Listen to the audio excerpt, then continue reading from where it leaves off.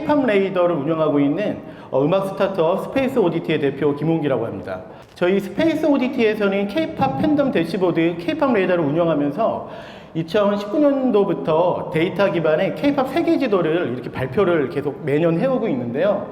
2019년도에 이어가지고 20년도에는 트위터 데이터 기반으로 10년 동안 어떻게 K-팝이 성장했는지 그거를 같이 트위터랑 같이 글로벌로 발표하기도 했고, 21년도에는 틱톡이랑 같이 손잡고 컨퍼런스 형태로 틱톡 기반의 K-팝 세계지도, 그리고 이렇게 컨퍼런스처럼 저희가 이제 한번 이렇게 열어봤었던 게 오늘까지 오는 거에 이제 시작점이 됐고요. 그리고 또 작년에는 되게 길었던 코로나 이 팬데믹 기간이 끝난 다음에 K-팝 세계 지도가 어떻게 지용도가 바뀌었는지를 또 작년에도 이렇게 컨퍼런스 형태로 여러분들한테 이렇게 얘기를 들려드리기도 했습니다. 그렇게 저희가 이제 2023 K-팝 레이더 컨퍼런스까지 이제 오게 됐는데요. 저희가 이제 그 데이터 기반으로 K-팝의 그런 현황들을 이렇게 발표하기도 하지만은 디자인, 그리고 뭐 세계관, 그리고 마케팅, 그리고 뭐 가사, 또 뭐 여러 가지 또 숨겨진 노래들, 여러 가지의 그 K-팝을 구성하는 여러 가지 요소들의 트렌드도 저희가 매 그 카테고리별로 발표를 해서 선정하면서 저희가 이야기를 들려드리고 있는데요. 저는 개인적으로 그 여러 분야 중에서 개인적으로 되게 관심 있고 되게 흥분이 되는 그런 부분이 바로 이 기술, 이 K-팝과 테크놀로지가 만난 세션을 그렇게 준비할 때가 제일 좀 재밌더라고요.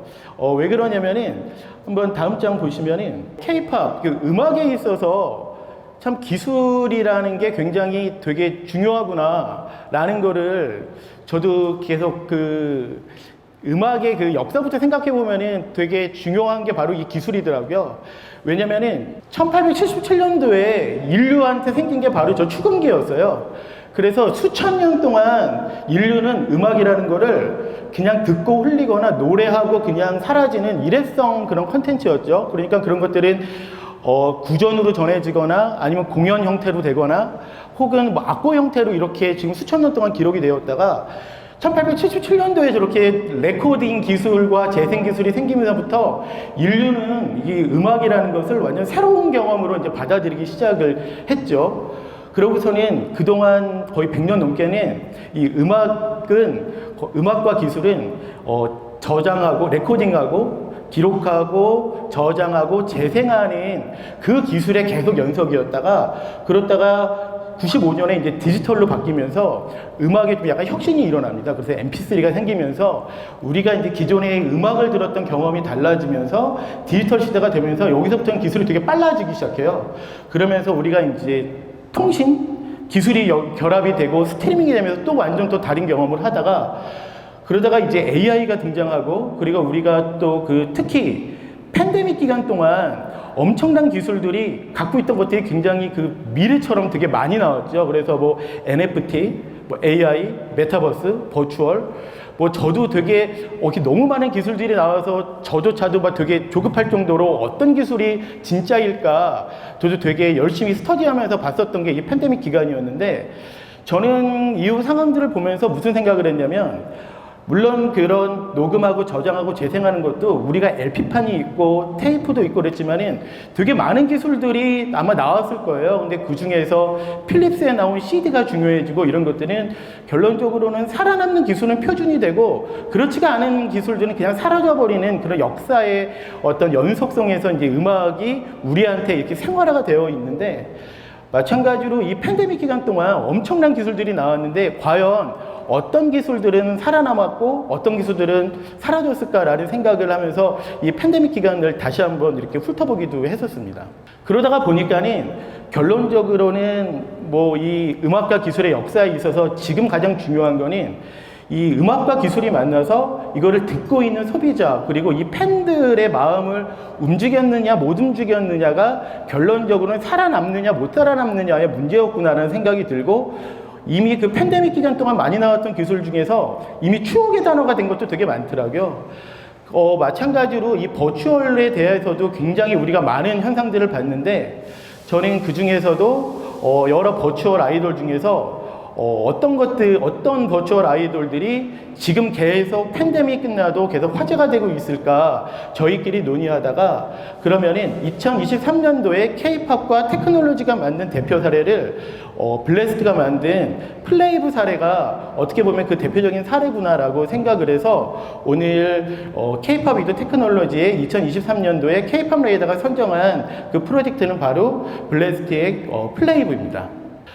그래서 앞으로 저희가 도대체 버추얼 아이돌은 무엇인지 그리고 그 중에서 플레이브는 뭐가 또 다른 것이고 또 어떤 노력을 하고 어떤 고민들을 하셨고 어떤 거를 이렇게 선보였기 때문에 또 많은 팬들의 또 마음을 움직였는지 그거를 오늘 음악평론가 차우진님 그리고 또 오늘 박덕영 블레스트 CSO님 모시고서는 이야기를 듣도록 하겠습니다. 그러면은 다음에 이어서 여러분들도 많이 알고 계시잖아요. 이 많이들 보셨던 버추얼 아이돌이 도대체 언제부터 어떻게 그것은 무엇이고 요즘 어떤 현상이 일어나고 있는지 음악평론가 차우진님을 모시고 한번 직접 들어보도록 하겠습니다.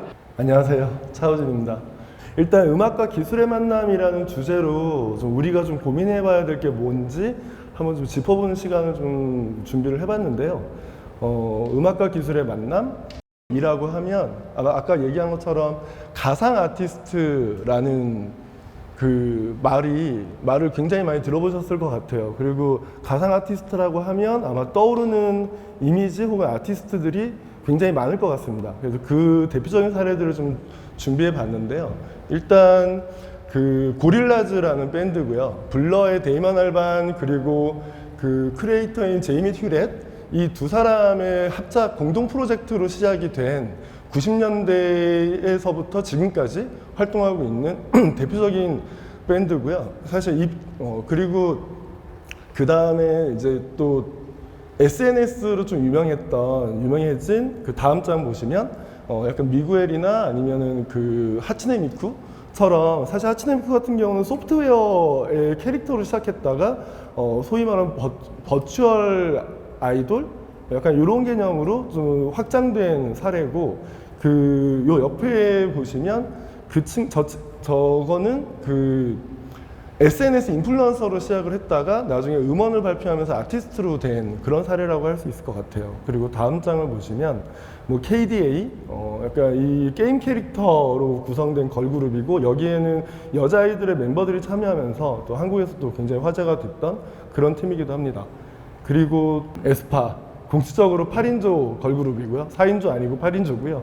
약간 앞으로 어떻게 될지 모르지만 사실 굉장히 좀 다양한 형태로 좀 활동을 하고 있는 그리고 가상과 현실을 넘나드는 그런 컨셉을 가진 대표적인 가상 아티스트라고 할 때에 떠오르는 걸그룹일 것 같아요. 그리고 아포키 같은 경우는 음악적으로 좀 되게 좀 흥미로운 그런 사례를 보여주는 그런 아티스트라고 좀 개인적으로 생각을 하고 있고 이를테면 뭐 장르적으로 좀 더 딥하게 들어간다거나 혹은 뭐 아이돌 음악에서 좀 약간 궤도를 벗어나 있는 것 같은 그런 스타일의 음악을 선보이는 그런 아티스트로 꼽을 수 있습니다. 그리고 최근에는 아바의 이 어르신들이 저렇게 쫄쫄이를 입고 모션 캡처를 뜬 다음에 자신들이 전성기 시절의 모습을 아바타로 만들어서 지금 런던에 있는 전용 공연장에서 공연을 하고 있어요.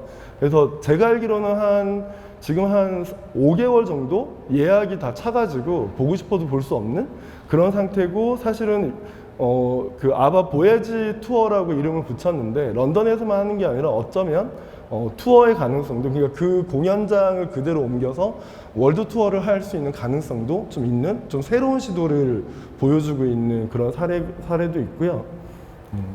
그리고 메이브라고 아마 어제 기사가 나왔었는데 메이브 같은 경우는 그 메타버스 엔터테인먼트라는 회사에서 만든 가상 걸그룹인데 어제 나온 기사는 AI 챗봇 AI를 통해서 실제로 메이브의 멤버들과 팬들이 1대1로 소통할 수 있는 그런 기능을 좀 곧 선보이겠다라고 하는 기사가 나왔고 그리고 다음 장으로는 사실 오늘의 주인공인 플레이브가 있습니다. 좀 가상 아이돌 쪽에서는 드물게 보이그룹으로 만들어서 활동을 하고 있고 그리고 좀 리얼리스틱한 그런 이미지가 아니라 완전 2D에서 움직이는 2D 애니메이션 같은 형태로 움직이고 있는 그런 아티스트인 것 같아요.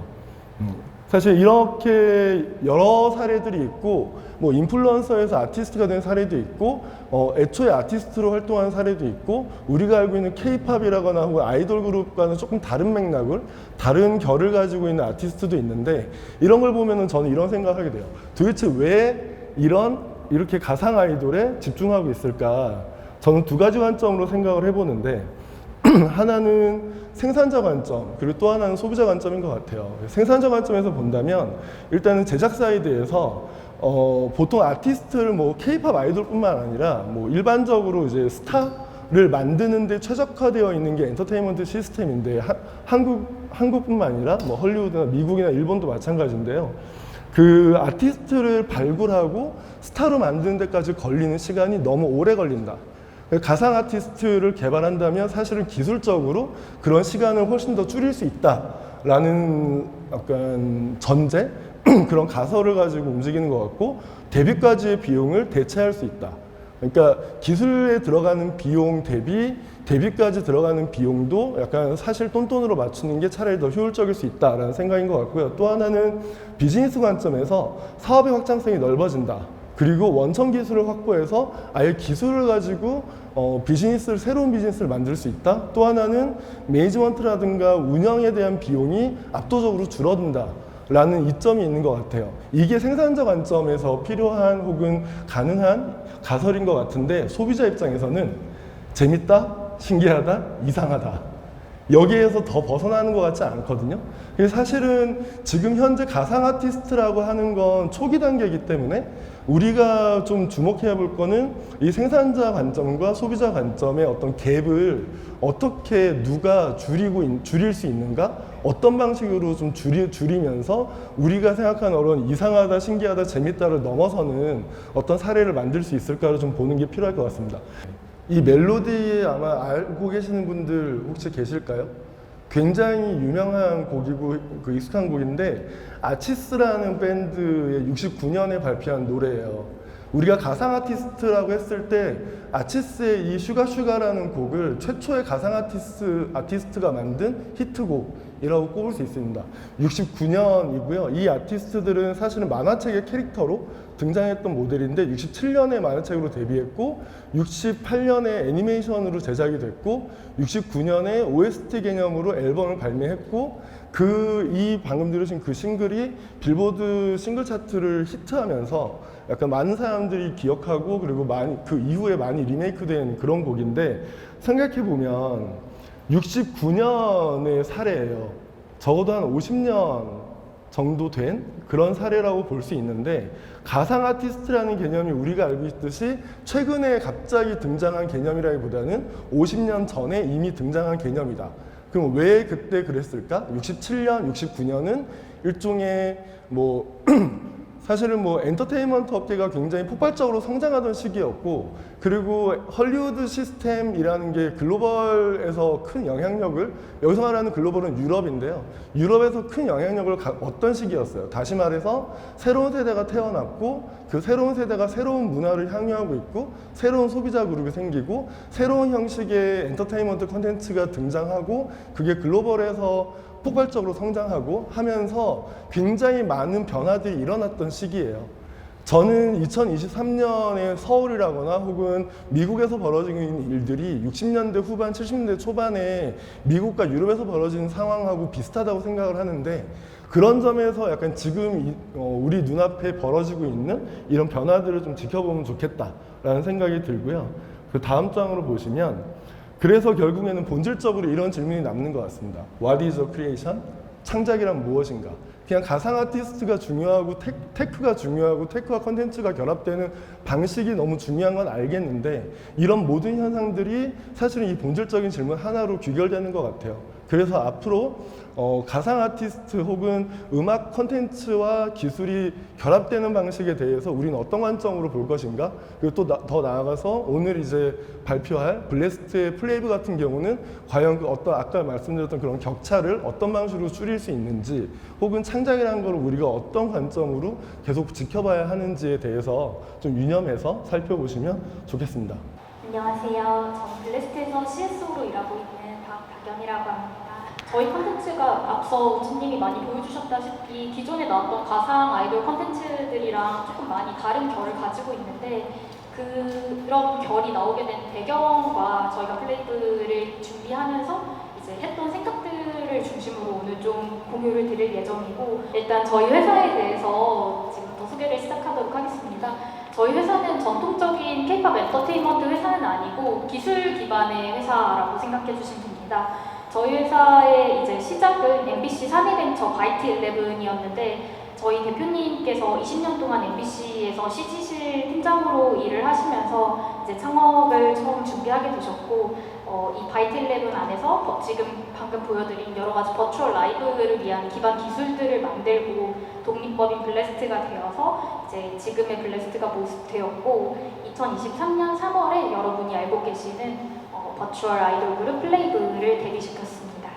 저희 회사는 이제 기술 기업이다라고 말씀드렸는데 저희의 핵심 기술이 뭐냐라고 하면은 결국 실시간으로 소통이 가능한 버추얼 IP를 만드는 게 저희 회사의 핵심 기술이라고 말씀드릴 수 있고, 이거를 저희가 좀 다른 회사들 내지는 기존에 했던 다른 산업 내 경쟁자들과 좀 다르게 하고 있는 부분은 언리얼 엔진을 기반으로 해서 버추얼 라이브를 하는 그 파이프라인과 게임 엔진 기반으로 하는 시네마틱, 그러니까 고퀄리티 영상을 만드는 파이프라인을 통합시켜서 제작 기간을 단축시키면서도 고퀄리티의 콘텐츠를 만드는 역량을 가지고 있는 게 저희 회사의 핵심 기술이라고 말씀드릴 수 있습니다.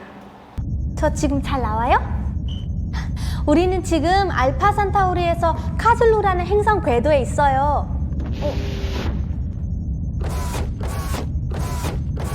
안녕하세요. 저는 니나 익스프레스의 막내 행호입니다. 이제 조금 아마 궁금해하셨을 플레이브에 대한 이야기를 해보려고 합니다. 말씀드렸다시피 저희는 모션 캡처를 기반으로 해서 라이브로 이제 소통할 수 있는 라이브 방송 기능, 그리고 언리얼 엔진을 기반으로 해서 고퀄리티 영상을 만들 수 있는 이 두 가지 기능을 가지고 실시간 소통이 가능한 버추얼 IP를 만들 수 있는 역량을 가진 회사였습니다. 그런 와중에 이제 어떤 콘텐츠를 만들어야 좀 많은 분들에게 가서 닿고 많은 분들에게 사랑받을 수 있을까라는 고민 끝에 탄생한 게 플레이인데, 저희가 아이돌 산업이 워낙 우리나라에서 잘 되고 있기도 하고 이제 저희 IP랑 합이 좋을 것 같아서 아이돌 산업의 이제 K-POP 업계에 조금 상륙을 하려고 노력을 하게 되었는데, 저희가 이 버추얼 IP를 만들면서 고민한 부분은 버추얼 아티스트라고 하면은 모든 게 다 버추얼이어야 할까라는 질문이었습니다.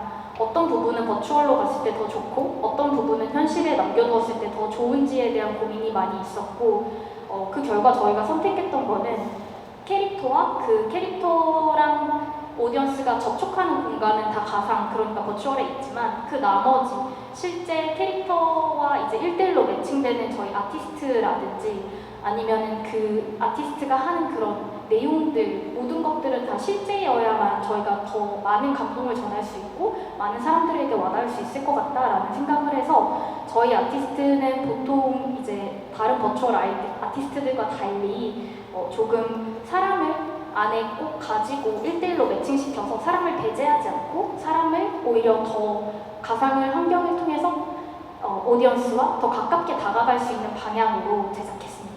저희가 문화적으로 사용했던 이제 백그라운드는 K-POP과 웹툰인데 왜 이 두 업종을 선택했는지도 뒤에서 조금 더 자세하게 말씀드리도록 하겠습니다. 저희가 버추얼 IP를 함에 있어서 그때 당시에 많이 나왔던 IP들이 대체로 실사 스타일을 선택하고 있었는데요. 저희는 실사 스타일을 선택하지 않았습니다. 왜냐하면 실사 스타일을 선택할 경우 버추얼 휴먼이 실사 스타일을 좋아하는 타겟 오디언스에게 이제 어필을 해야 되는 게 되는데, 그러면은 이 타겟 오디언스들이 좋아하는 예시는 저희가 생각할 수 있는 게 기존의 대형 K-POP 그룹들이 됩니다. 그러면은 이 버추얼 휴먼이 기존에 예쁘고 아름답고 이제 다재다능한 버추얼 현실의 아티스트들만큼의 뭔가의 매력을 주거나 혹은 그 이상을 줘야지 사실 추가적으로 비용을 투입해서 버추얼 휴먼이 나오는 게 의미가 있는데, 여기서의 또 하나의 문제는 이 이거를 그냥 냈을 때 실제 사람보다 조금 뭔가 모자랐을 때는 이게 단순히 모자란다에 그치는 게 아니라 오히려 효용을 감소시킨다라는 게 있습니다.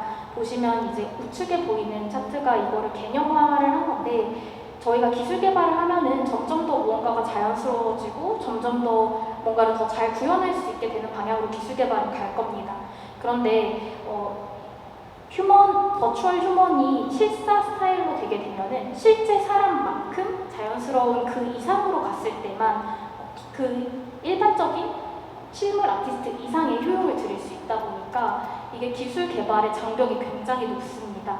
그런데 지금 많은 기술들이 개발되어서 지금 자연스럽게 버추얼 휴먼들이 이제 고퀄리티로 많이 나오고는 있지만 이게 사람보다 더 높은 무언가의 가치를 제공할 때까지 얼마간의 시간이 걸릴지 스타트업인 저희 입장에서는 고민하기 굉장히 어려웠고 그러면 이거를 저희가 지금 가지고 있는 기술로 뭔가 더 효용을 애드업 시키면서 나갈 수 있는 스타일은 무엇일까라는 고민을 하다가 만화 스타일의 IP를 선택을 하게 되었고 만화 스타일의 IP 같은 경우에는 기존의 이제 만화 스타일 IP들은 대체로 웹툰이나 뭐 아니면 웹소설에 있는 캐릭터의 이제 이미지 버전이거나 아니면은 뭐 애니메이션이든지 다소 편편하고 활동성에 제약이 있을 수밖에 없는 그런 IP들이었기 때문에 저희가 버추얼 라이브 기능을 넣어주게 되면은 이런 콘텐츠에 익숙하신 분들은 당연히 훨씬 더 높은 효용을 느끼게 됩니다.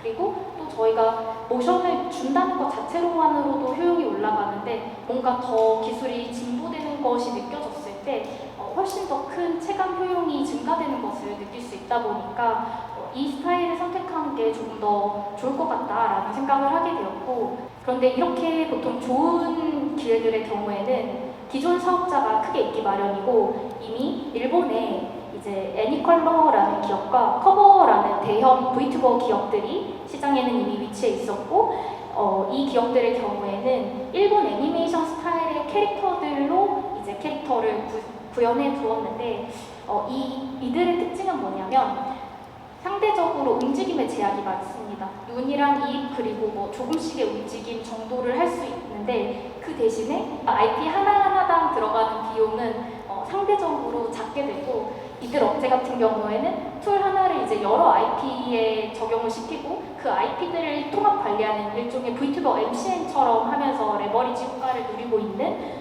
그런 업계 선두주자들이 있는 상황이었고 반면 저희의 입장에서는 저희 같은 경우에는 모션을 사실 손가락 움직임까지 엄청나게 디테일하게 따줄 수 있는 대신에 그러려면 당연히 모션 캡처 스튜디오도 있어야 되고 그리고 이런 VTuber MCN들이 하는 것처럼 단순히 핸드폰을 켜고 이제 방송을 할 수 있는 게 아니라 좀 더 많은 인력들이 모든 라이브마다 투입이 되게 되고 그러면 IP당의 투자 비용이 저희가 월등히 높아질 수밖에 없습니다. 시장에 진입하는 신규 주자가 기존 주자보다 훨씬 더 높은 IP 투자 비용을 가지고 같은 시장에서 경쟁하는 거는 사실상 가망이 없는 일이라고 생각했고 그러다 보니까 저희는 그러면 이 재패니스 애니메이션 스타일의 이런 VTuber들 말고 우리의 기술을 활용해서 실시간 라이브를 실시간으로 소통을 적극적으로 할 수 있는 그리고 고퀄리티의 IP가 어디에 가면은 조금 잘 할 수 있을까라는 고민 끝에 나왔던 게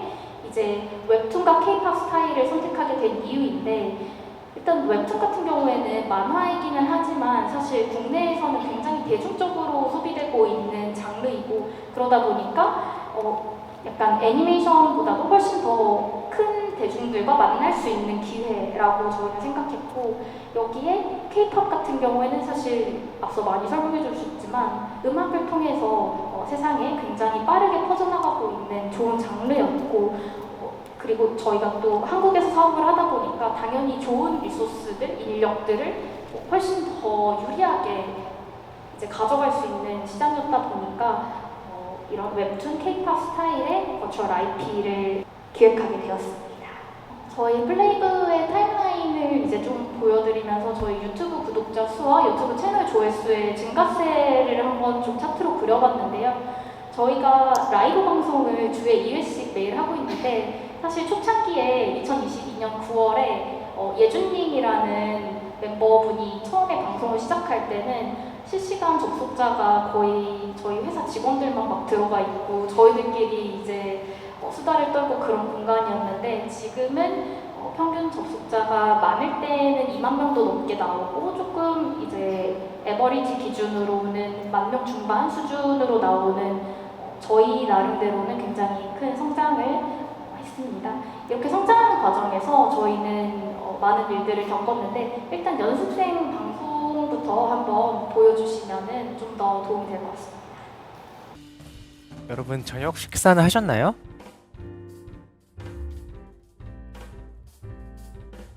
네. 와, 이렇게 처음으로 방송을 하게 돼서 너무나 떨리고 설레고 정말 신기하네요.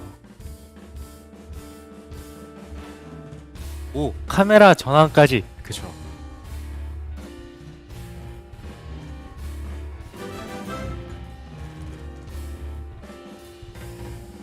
와, 팔로우 감사합니다.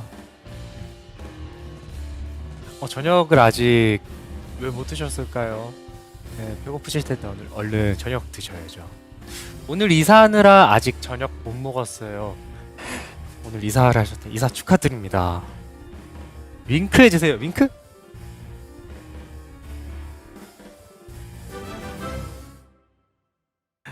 와, 팔로우 감사합니다. 다음 영상은 저희가 그 연습생 시스템으로 해가지고 예준이라는 멤버가 가장 먼저 데뷔를 했고 그 후에 순차적으로 멤버가 하나씩 공개되는 형태였는데 이때 당시에는 2명이 있어가지고 이제 노아라는 멤버랑 예준이라는 멤버 둘이서 홍대에서 실시간 라이브로 버스킹을 하는 현장을 담은 영상이 있습니다. 안녕. 네, 여러분들 안녕하세요. 처음 뵙겠습니다. 저희는 NDENT의 연습생 남예준, 한노아라고 합니다. 안녕하세요. 오늘 이렇게 네. 곡을 먼저 들려드렸는데 어떠셨나요? 괜찮으셨나요? 네, 여러분 괜찮았나요? 괜찮았다면 아. 박수 한번 부탁드리겠습니다. 네, 들어주셔서 너무너무 감사합니다. 이게 당시에 버스킹 현장이었는데 버스킹인지 모르고 사람들이 그냥 영상을 틀어놓은 건 줄 알고 지나가다가 나중에 어떤 관객분이 저 영상 안에서 실제로 이제 아티스트랑 대화를 해보면서 엄청 놀라하셨던 그런 장면들도 담겨 있습니다. 그리고 다음에 보실 거는 이제 데뷔 직전에 했던 저희 마지막으로 공개됐던 멤버 하민이라는 멤버의 연습생 마지막 영상입니다.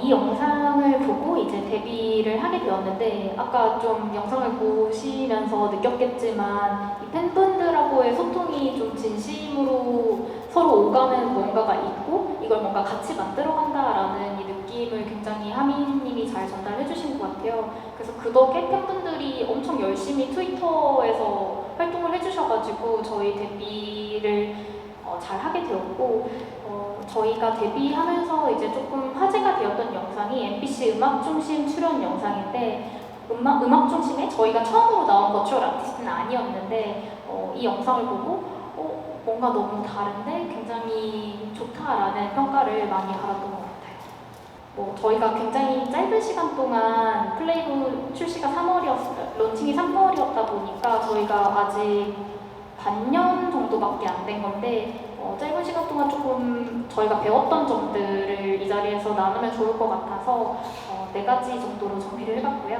첫 번째는 새로운 도전과 모험을 겁내지 않기인데 결국 저희가 처음에 이 시장 그러니까 이런 스타일 웹툰풍의 K-팝 버추얼 아이돌을 내놓은 게 이 앞선 사례가 없다 보니까 이게 어떻게 될지 모르고 사실 저는 그때 당시에는 회사에 있지 않았지만 말씀을 들어보니까 투자자분들이라든지 하시는 분들께서 굉장히 걱정을 많이 하셨대요. 이거 망하면 어떡하냐.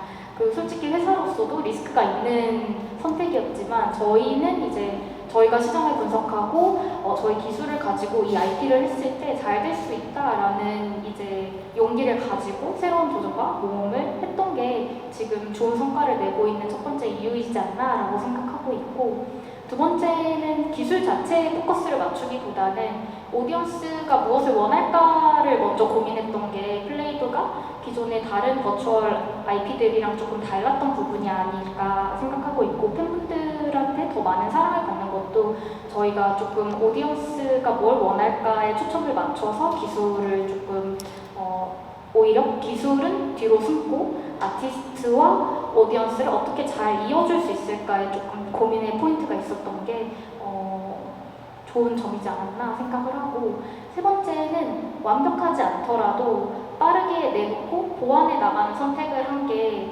저희가 플레이브를 생각보다 빠르게 성장할 수 있었던 동력이지 않나 생각합니다.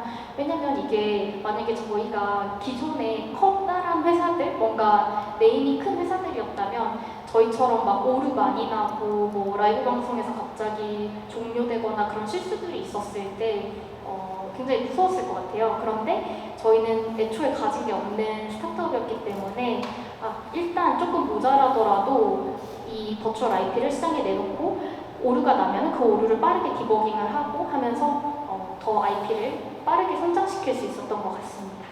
그리고 마지막으로 저희는 크리에이티브의 권한을 주고 자율성을 보장해주는 거를 굉장히 중요하게 생각하는데, 우선 저희 아티스트분들, 그러니까 플레이브 아티스트분들 같은 경우에는 작사, 작곡이랑 이제 안무까지 다 직접 셀프 프로듀싱으로 진행을 해주시고 계십니다.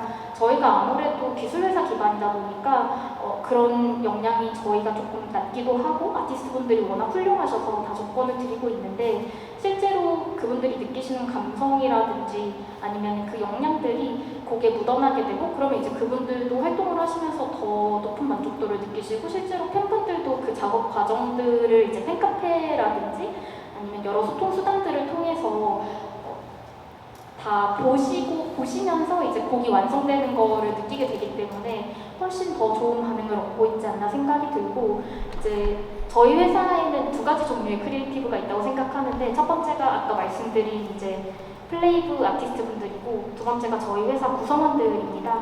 저희 회사 같은 경우에는 애니메이션 전문가들과 이제 언리얼 기술을 가진 이제 전문가들이 함께하고 있는데, 그분들 하나하나도 사실 저희의 뮤직비디오라든지 이런 모든 작업들을 포트폴리오라고 생각하시고 스스로의 이제 창의성을 발휘해서, 저희가 만약에 누군가 한 명의 헤드가 있고 그 헤드가 하자는 대로만 따라갔으면 나오지 못했을 훨씬 더 좋은 다양한 그리고 창의적인 콘텐츠들을 많이 경험할 수 있었던 거는 결국 이 크리에이티브 분들에게 더 많은 기회를 드렸고 권한을 드렸기 때문이 아닌가라고 생각하고 있습니다. 저 너무 감동적으로 들었어요. 저도 모르게 일어섰는데, 네. 그리고 특히 마지막 문장 같은 경우에는 저도 되게 새겨 들으면서 팀플레이브뿐만이 아니라 세상의 모든 삶을 살아가는 또 우리 회사나 개인들한테 되게 중요한 얘기겠구나 하는 생각이 드는데, 아까 전에 그 연습생 때부터 데뷔하고 이런 것들의 이런 흐름들을 너무 맥락을 너무 작품입니다. 거기에 고민의 그런 순간들, 이런 것들이 너무 잘 느껴졌을 것 같습니다. 그래서 하나의 버추얼 아이돌 얘기를 듣는데 저는 인간 얘기를 듣는 것 같아가지고 되게 뭉클했습니다. 네, 그러면 여러분들이 먼저 오시길 신청하시면서 남겨주셨던 질문들 하나씩 한번 같이 답변을 해보도록 하겠습니다. 첫 번째 질문은 버추얼 아이돌의 경우 팬덤풀이 기존 K-POP 아이돌과는 차이가 있지 않을까 싶은데요. 실제로는 어떨지 궁금합니다. 팬덤분들이 나는 원래 무슨 팬이야 라고 이마에 쓰고 저희한테 보여주시지 않기 때문에 이게 기존 K-POP 출신 K-POP 아이돌들을 좋아했던 분이 우리를 좋아하는 건지 아니면 다른 장르를 좋아하셨던 분들이 저희를 좋아하는 건지 솔직히 잘 모르겠긴 합니다. 저희도 가지고 있는 데이터는 없지만 이제 그냥 저희가 느끼기에는 맨 처음 초기에 시작할 때는 아무래도 이제 애니메이션이나 게임에서 약간 VTuber 문화에 익숙하신 분들이 조금 더 플레이브를 많이 좋아해 주셨던 것 같은데, 최근에 이제 저희 팬덤분들이 해주시는 활동들을 보면은 기존 K-POP 아이돌 팬덤들이 해주시는 거의 모든 걸 다 해주시거든요. 스밍도 해주시고, 맨날 응원도 해주시고, 어디 여기저기 광고도 해주시고, 저희 회사 앞에 가면은 버스 정류장에 얼마 전에 예준님 생일이었어서 예준님으로 이제 생일 광고도 해주시고, 데뷔 100일차에는 저희 버스에다가 랩핑해가지고 100일 축하해 해가지고 서울 시내에 막 돌려주시고, 어디 타임스퀘어에 전광판에 올려주시고, 이런 거의 모든 비슷한 흐름으로 조금 요새 가고 있지 않나라고 생각합니다. 네, 그러면은 네, 또 다음 질문 네, 보도록 하겠습니다. 그룹 기획 당시의 목표 타겟층과 데뷔 후 그 타겟층에 어떤 변화가 생겼는지 궁금합니다.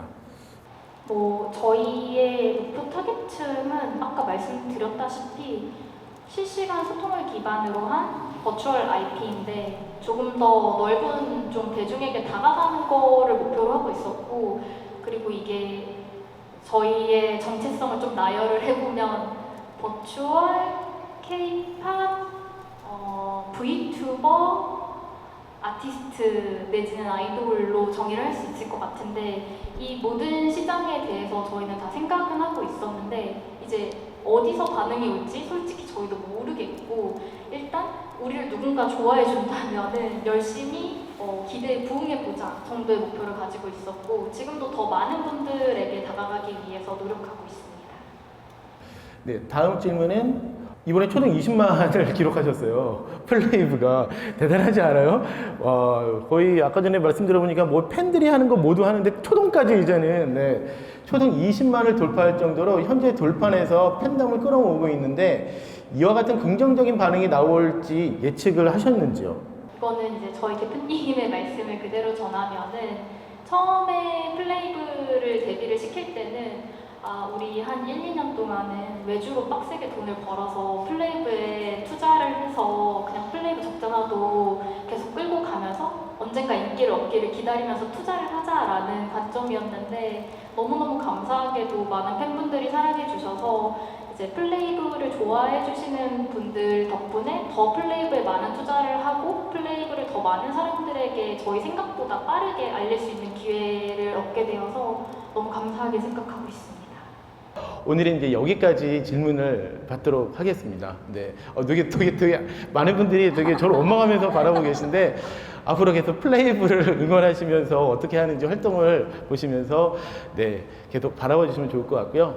2023년 K-팝 레이더 컨퍼런스에 저희가 준비한 K-팝과 기술의 만남, K-팝 위드 테크놀로지에 저희가 올해 2023년에 K-팝과 기술의 만남에 있어서 대표적인 사례로 저희가 블래스트의 플레이브를 저희가 박다겸 이사님 모시고선 이렇게 긴 이야기 들었는데요. 저는 오늘 얘기 들으면서 이게 2023년에 대한 이야기지만은 앞으로 또 내년, 내후년에는 또 많은 질문들이 주신 것처럼 또 어떤 스토리가 이제 시작점이구나 라는 생각도 들었고, 또 아까 전에 차우진님이 말씀하셨던 이런 버추얼 아이돌이나 이런 기술 같은 경우에도 또 이게 이제 팬데믹이 끝나고 지금 이제 또 다시 엔데믹이 시작되는 상황에서 또 어떤 상황들을 오히려 보면 이게 시작점이구나, 이런 기술과 K-팝의 만남이, 그런 생각이 들었습니다.